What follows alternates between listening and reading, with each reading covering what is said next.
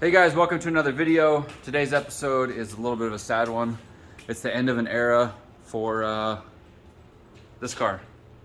I've had this car for quite a while. I took it on Drift Week. I put a lot of miles in this thing.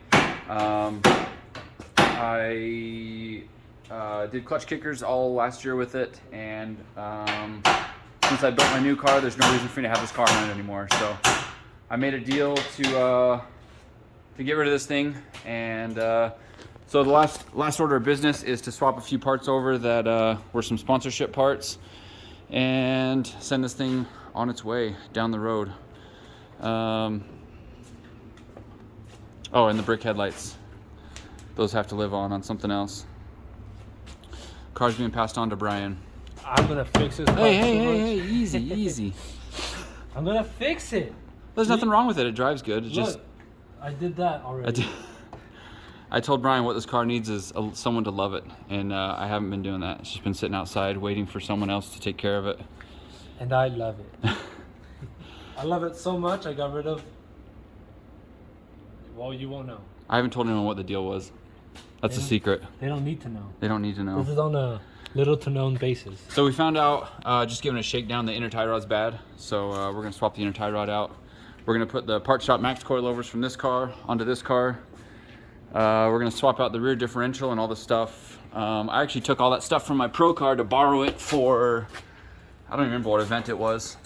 But we're gonna put some 350Z axles under this thing with a R200 and some adjustable arms and a different subframe and all that stuff. So it should be back to its former glory if Brian takes care of it the way that he says he will. I probably won't. But yeah, we put the two cars next to each other, so we'll swap a few things between the cars, and pretty much ready to go. I know he's itching to drive it, so we're gonna make it drivable, and so he can start enjoying it.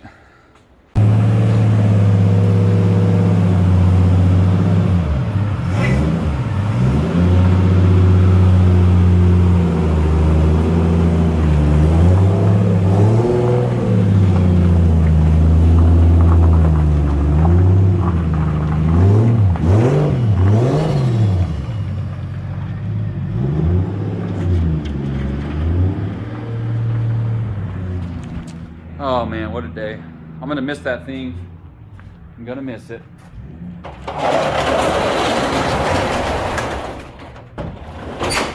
I ended up trading that for another car that I'm gonna sell. I think that's the best way for me to get the value out of that car. After last season, I kind of knew I didn't want to put a cage in it for Klutch Kickers. I didn't want to do all the safety regulations that were required, so that's why I started building another car for Klutch Kickers, and then I didn't really have a place for that. Like, what am I gonna do with it? I don't need a daily. I don't need like an extra drift car. I don't need that level of car. So like, I was kind of in the spot, like, what do I do with it? I don't know, you know? So when this deal came along, I thought, you know, that's the best way to get the value out of that car is to do this trade and then flip this other car and sell it. So that's the plan. Thanks, Brian, for taking on this project. He goes to drive away and like the headlights have problems, the taillights have problems, we start having all these little issues, and so I'm like, I'll fix it next week because it is New Year's Eve tonight, and just trying to get this stuff done. He wants to go, I want to go. So either way, it's definitely a sad day. I had a good run with that car. In fact, in honor of that car, I'm gonna make a little montage right here and then use one of those clips as the thumbnail for this video. So thanks for watching, guys. Thanks for following along, everything I've done with that car. A little tear, even though like I'm not that sad to see it go. I'm sad like the memories of the car and all that stuff. So hopefully it lives on in better hands. Thanks for watching, guys. Don't forget to like, subscribe, and follow along with the new stuff. If you haven't yet watched the budget build series, if this is one of those videos you're watching and you haven't seen the other ones, go back on my channel, watch the budget build series, which is the new car that I've got going on. Very similar to that one, but just different enough. I'm gonna use that one for Klutch Kickers. Now it's time for the montage. Let's go now.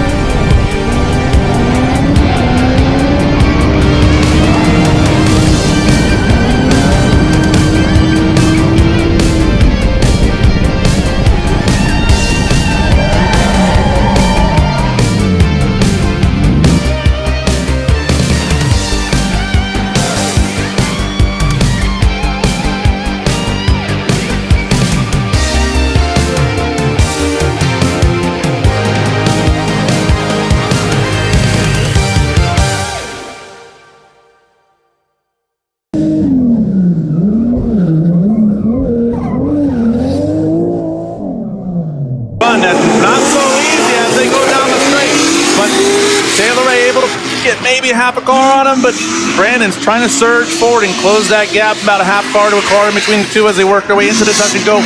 Brandon doing a good job of attacking in that touch and go and not causing any kind of obstruction to Taylor Ray, letting Taylor Ray transition into now the final transition. Brandon surging forward almost on that front tire of Taylor Ray. They make their way through. Great job, great follow by Brandon Whitnick, and of course a great lead run by Taylor Ray. Man, I mean, not giving Taylor Ray any room right there at the end of outer zone 3 there. But let's see what happens here. They initiate by the second standing cone. Here we go all the way out to outer zone 1, halfway filling it. But then here comes Brandon Whitnick attacking in that very dangerous touch and go area. But there's Taylor Ray filling out outer zone 2 very well, but there's Brandon Whitnick in tow, not too far away. Brandon Whitnick coming off the line a little bit to keep proximity. Well, not making it easy for the judges. Yeah, but man, the proximity that he did have coming through outer zone 3 was very impressive. Taylor Ray trying to get a rolling start, and Taylor Ray definitely has the grip in that little Miata, almost right on the back bumper as they go into the first outer zone. Oh, less than a half a car between the two of them. Taylor Ray applying the pressure as we know he can, but Brandon trying to leave him, not able to. Taylor Ray sticking with them through the second outer zone, trying to apply that pressure, surging forward. Taylor Ray right there with them, maintaining that consistent proximity. Oh! And there it is. There it is. That tire drop might have been it there, but let's get some confirmation. Yeah, I do have to advise those that are watching that the drivers, even though that spin was after the finish line, the drivers are required to maintain drift and come out of the track without spinning or zeroing out their run. So that will count as a zero. Brandon was like, what happened? Yeah, so here we go. Look at this area right here. This is where everything happens through outer zone 3. There's a little bit of a push right there by Taylor Ray. Both of them dropping a tire. So now begs the question, was there contact there? Did that contact push Brandon over the edge and cause him to spin? Oh, no. Yeah. I'm just saying.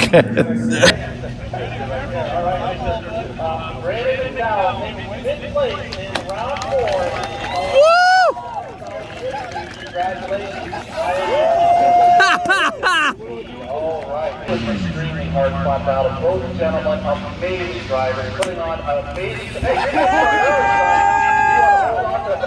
going to go ahead and congratulate the fourth place winner.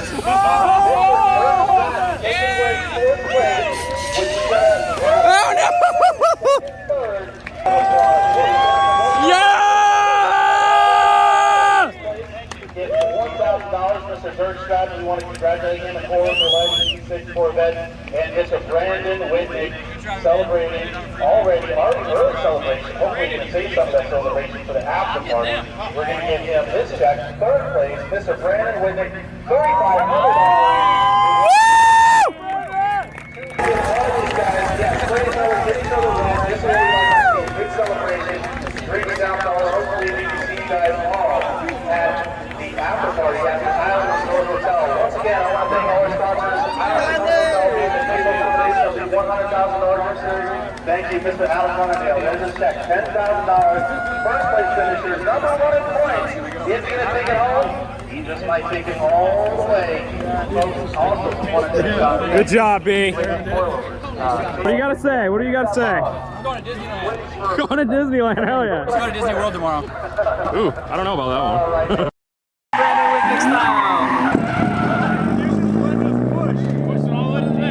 That's the most Brandon Whitney thing we can possibly do, is after we win something, we still have to push him.